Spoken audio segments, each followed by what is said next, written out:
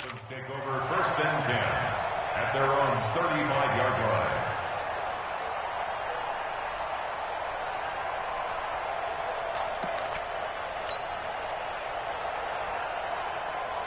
The Dolphins at the line ready for their next drive. And they're hoping to redo their efforts in the last drive when they got into the end zone. And just think of what it's like now on the sideline, because when you score a touchdown, you have to go over and look at the tablet and see what you did on the last drive. When you scored points, it's a whole lot better view than when you're trying to figure out how to fix things there. They're throwing to start the drive, but that one incomplete. Parker unable to get that one, and that'll bring up 2nd down.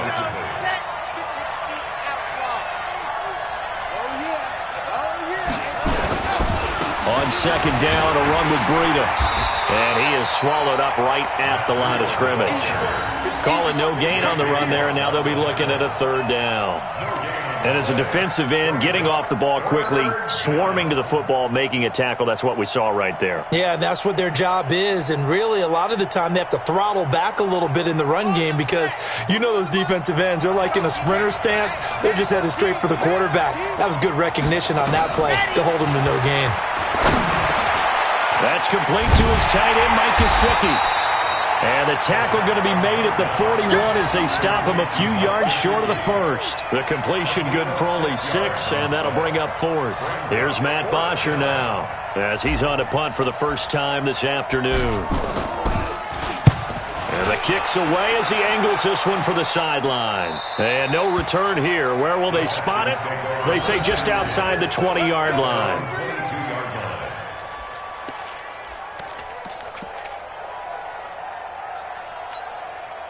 Houston's offense already at the line, set to get going. And that last drive, a long drive, but not just that. They had a great air attack going. Do they stick with that? I would think that they would, because if they were confident enough to do it on the last drive, starting backed up in their own territory, why would you change anything? They've got to be confident about what they're presenting and continue to do so. Yeah, because the secondary, they really look clueless. And that was amazing because that drive went and went, no adjustments and no big plays by the defense to knock the ball away. They stay on the ground on first with Johnson. And he gets this one to midfield before he's brought down. A pickup of 11 and a Texans 1st down. They're trying to show that they can run the ball and protect this lead. Give it to the backs, play a little bit of keep away, don't you think? And that's probably a good philosophy at this point, going to make that defense stand up and stop them. Trying to get one more in here before the quarter breaks. The 1st down carry here for Johnson. And this one goes nowhere. Losing yardage on the play back at the 46. Back now in Houston. And we've got a dandy here. A 1-point game as we begin the 4th.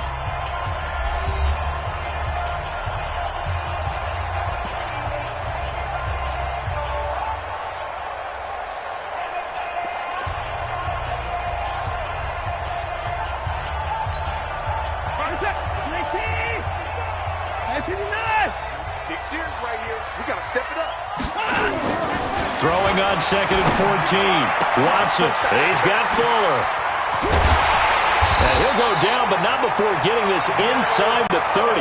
And he's got another 1st down as he's brought down at the Dolphins' 28. And a good quarterback facing zone coverage. If he has just a little bit of time to survey the scene, that's what's going to happen. No doubt about it. If there's no pressure, he's going to continue to pick them apart because he'll have all that time to find someone open downfield. You can only cover for so long. So maybe they want to go to a zone blitz scheme, get a little bit more pressure. Remember when Carolina did that against Denver? They lost the game ultimately. They dropped the defensive end out, and he ended up with an interception in that game in Super Bowl 50. Maybe some sort of scheme like that to try and get more pressure at the passer. So now they'll come up on 2nd and 10, once again from the 28.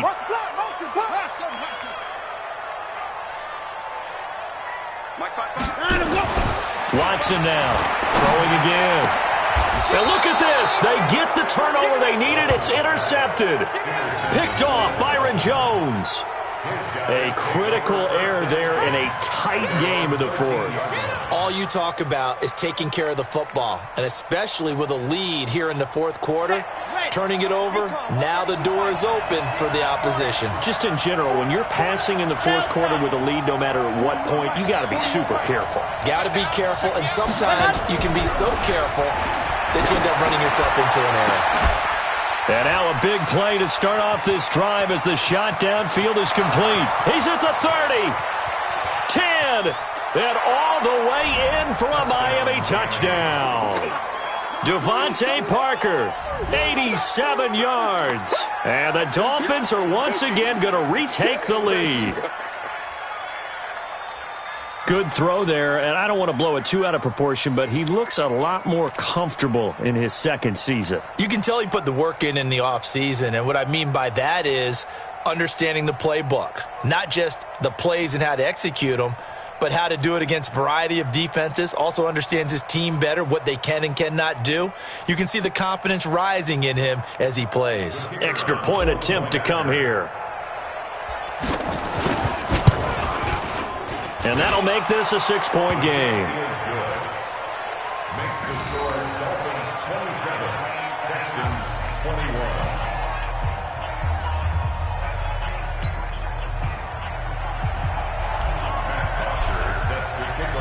Now after the touchdown, it's Bosher to kick it away. This is taken about 7 yards deep. And all that work, but he stopped where he ultimately would have been had he simply taken a knee, and that's the 25-yard line.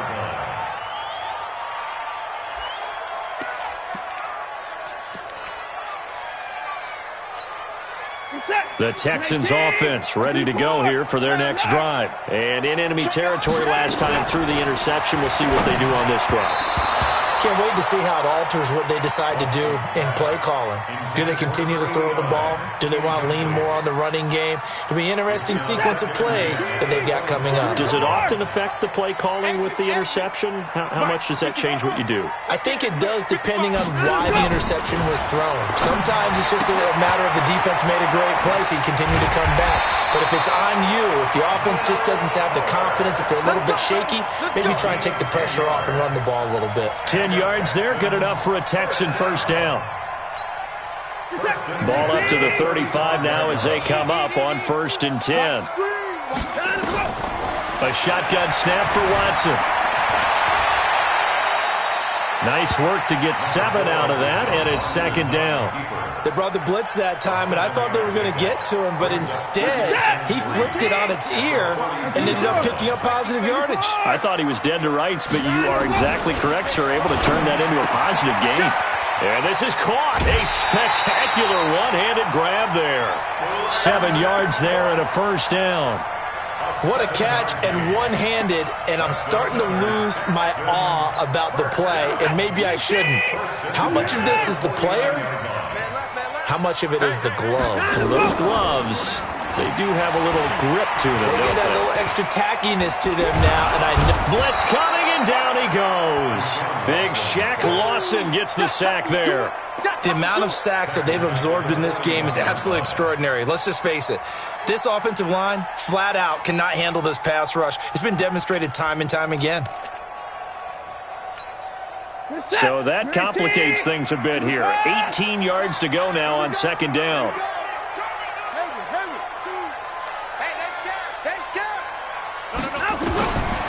Watson now to throw. It's complete to Fuller. That one covers 29 yards. First down. So now 1st and 10 as they've crossed into Miami territory at the 30-yard line. Here's Watson looking deep downfield. And that will be incomplete. Would have been a big hitter if they had connected. Instead, it's 2nd down. I want to go back to something you said in the first quarter about winning. Is it a positive? It is a positive. Okay. About winning the turnover battle as a visiting team, as an underdog. You were right. They've done just that, and look where it's gotten them. It's part of the formula. When you go on the road, as you mentioned, being an underdog, winning the turnover battle is a big key, and this one's playing out in this one. Here I come again. Check, check, check, check. 5-2's the mic. Mike 5-2, Mike 5-2. Here we go. 54. On 2nd and 10, Watson eluding the pressure right. He's going to take off with it. And he'll be out of bounds about a half to a full yard shy of the 5. Deshaun Watson, so multi-dimensional, able to scramble for the first.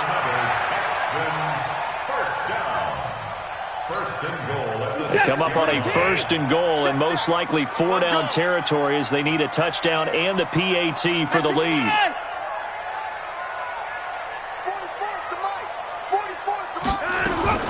Operating from the gun, Watson. And he's going to be intercepted a 3rd time. Picked off by the linebacker, Kyle Van Noy. And a great return as he's up close to the 40-yard line. Well, I don't think we'll have to look very hard to find our play of the game. That was an absolutely monstrous big play right there. Backs to the wall. The offense has it in the red zone, driving for the winning score. And he says, not on my watch. And that is one happy bunch on the sidelines. They'll start on the ground with Breida. And I think this defense knew what was coming as he is smothered behind the line. That's going to go as a loss of a yard, and it'll be 2nd down. Got to figure now, after getting that turnover, they're just going to be happy to keep the ball on the ground, right? This is where covering the football, taking care of the ball, all the ball security terms that have ever been used, they come into play for the guys on offense right now. Just take care of it, and they've got a good chance of ending up winning this game. Nowhere to escape, and he goes down. Zach Cunningham rolling in to get the sack. Okay, you know my bias is about to come out here. A lot of people think that the offense is just moving in the wrong direction. I'd say they're moving in the right direction because the defense is pushing them back. Former defensive guy. Now, as a quarterback 3rd and long, you really got to rally the troops here, don't you? Yeah, you do in a big way. And what else do you have to look out for? More pressure coming at you because it seems to be working pretty well. On 3rd down, this is Howard. And able to break one tackle, but then quickly brought down. But a nice little gain. That'll be good for 6, but now it's 4th down. You know what really fires up offensive linemen? When the guy that is carrying the ball behind them can create his own space and break a tackle along the way.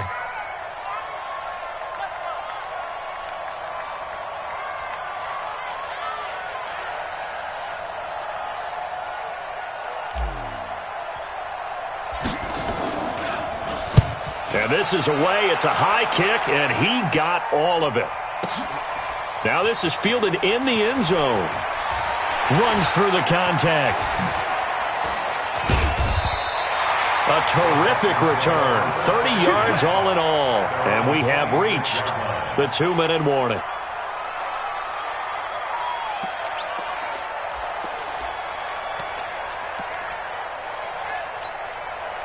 Houston's offense already at the line, set to get going. And with 3 interceptions thrown already, we'll see. Do they rely more on the ground game here?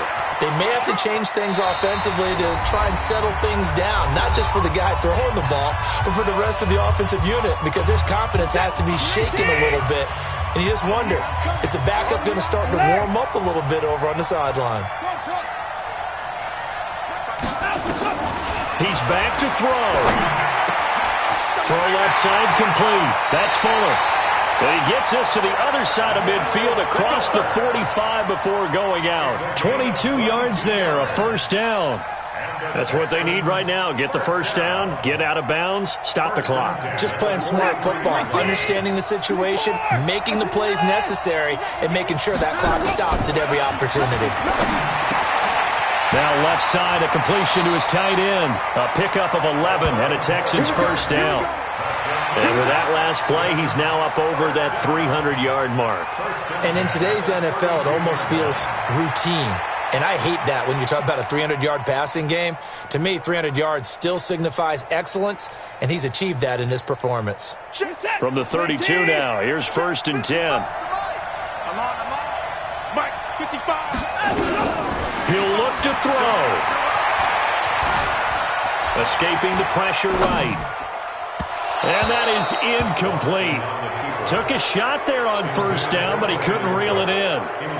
The way he's throwing the football today, almost a surprise when he doesn't complete a pass like happened there, but he needs a few more to get his guys downfield. Well, the way he's thrown it leads him to believe that he's going to get those completions, and that means the guys going out for passes, they'll run even harder because they expect it as well. Now, meanwhile, a pass that should have been intercepted, but it winds up falling incomplete. Will Fuller was the intended target, and it's third down. 10 yards to go.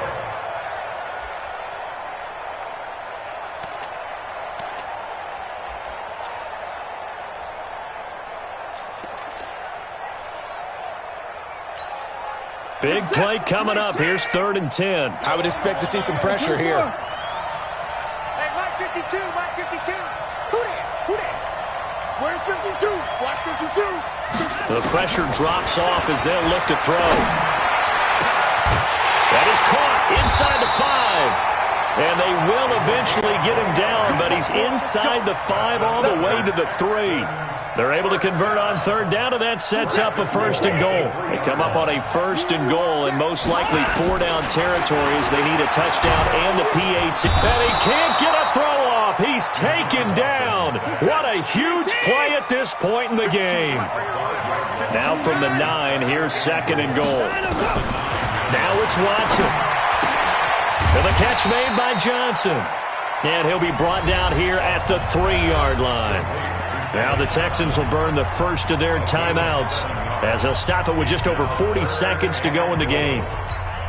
Well, they've been so good on 3rd down all day long. Can they convert another here on 3rd and goal? Hey, check right. Watson sliding out of the pocket. And he is in as they have tied it late here in the final minute of the 4th quarter. Now they can boot it through on the always important extra point, and then their defense has to hold up their end of the bargain. And there's something that you've pointed out in numerous games that we've worked. Okay, the excitement's going on. Everyone's celebrating over there. Who's calling up the defense to make sure they're focused because they still have some work to do?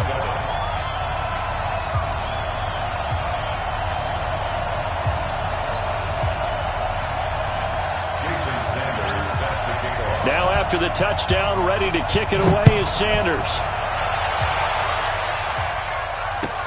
Fielded about a yard deep.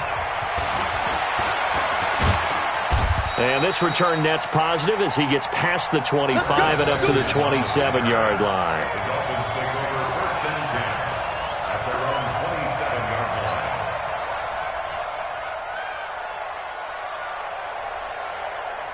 The Dolphins at the line ready for their next drive. They only need a field goal. Obviously, the clock a huge factor. They'll be watching that. What do they need to do here, Charles? Your sequence of plays has to get you out of bounds. Completions, get out of bounds, gain some yardage. Then when the clock hits 7 seconds or left, now you've got a decision. Are you in field goal range or is it Hail Mary time? Because from 7 seconds down, you don't want to take a shot that you're going to have another play. We'll see how they handle it. 2nd and 10 now from the 27.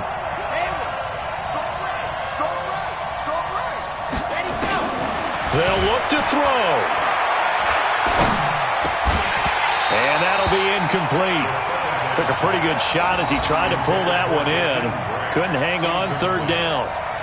Now we're in the situation where the quarterback's got to take full charge of his huddle. Got to totally command it, make sure all eyes are on him.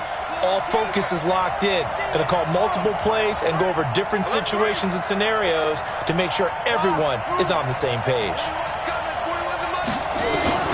Back to throw. And that will be incomplete with a clock showing 18 seconds now to go.